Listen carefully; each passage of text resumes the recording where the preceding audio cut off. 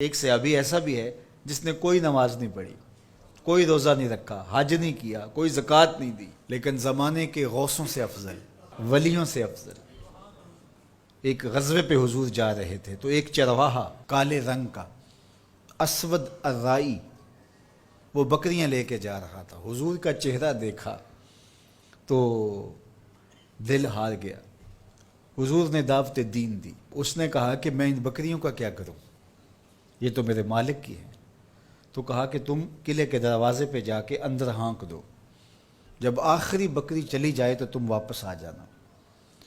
تو وہ واپس آیا۔ اتنی دیر تک جنگ کی بھٹی گرم ہو چکی تھی اور وہ آ کر کے شامل ہو جاتا ہے جنگ میں۔ جب لاشیں اٹھائی جانے لگی تو حضور علیہ السلام شہید صحابہ کو دیکھ رہے تھے، اور جب یہاں پہنچے تو فرمایا یہ وہ شخص ہے جس نے نہ کوئی نماز پڑھی، نہ روزہ رکھا، نہ زکوٰۃ دی، نہ حج کیا۔ ادھر سے آیا، در جنت کو شادہ تھا، سیدھا جنت میں چلا گیا۔ اس پروانے کا حال ہے اس محفل میں اہل نظر، اس پروانے کا حال ہے اس محفل میں اے اہل نظر۔ شب بھر میں پیدا بھی ہوا، جوان بھی ہوا، عاشق بھی ہوا، مر بھی گیا۔ آنے واحد میں در جنت کھلا تھا، پہنچ گیا۔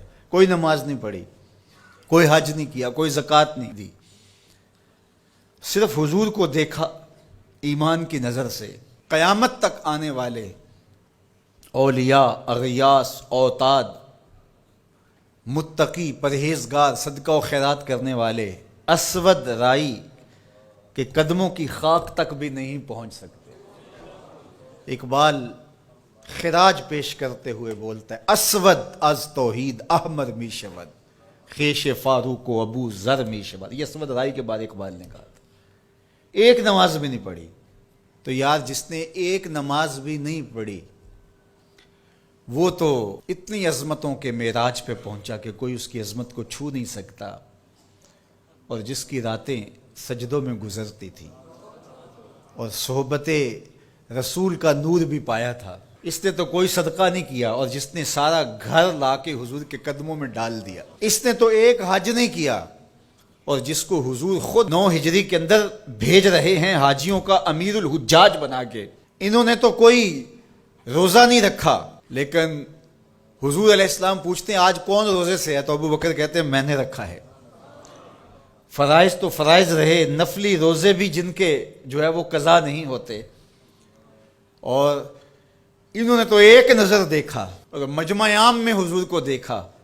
اس صحابی کی عظمت کا کیا کہنا جس نے 3 دن تک غار ثور میں دیکھا، تنہا دیکھا، گود میں لٹا کے دیکھا،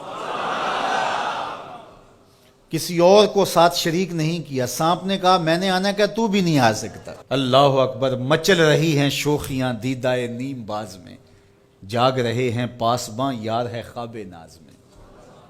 حضرت سیدنا صدیق اکبر نے جس طرح حضور کو دیکھا اور جس یکسوئی کے ساتھ دیکھا اور جس تنہائی میں دیکھا، تو میرے رب نے بھی ان کو حضور کا صحابی قرار دیا۔ اذ یقول لصاحبہ، تو حضرت سیدنا صدیق اکبر کی صحابیت نص قطعی سے ثابت ہے، اور قرآن کی نص سے ثابت شدہ صحابیت کا اگر کوئی انکار کرے تو وہ مسلمان نہیں ہو سکتا۔ قرآن نے ان کو صحابی کہا ہے، اذ یقول لصاحبہ، قرآن کی قطعی نص سے حضرت ابو بکر صدیق صحابی ہیں۔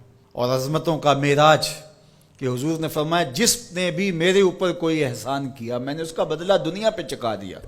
ابو بکر ایسے ہیں جن کے احسانات کا بدلہ کل قیامت کے دن رب ہی چکائے گا، رب ہی ان کو بدلہ دے گا۔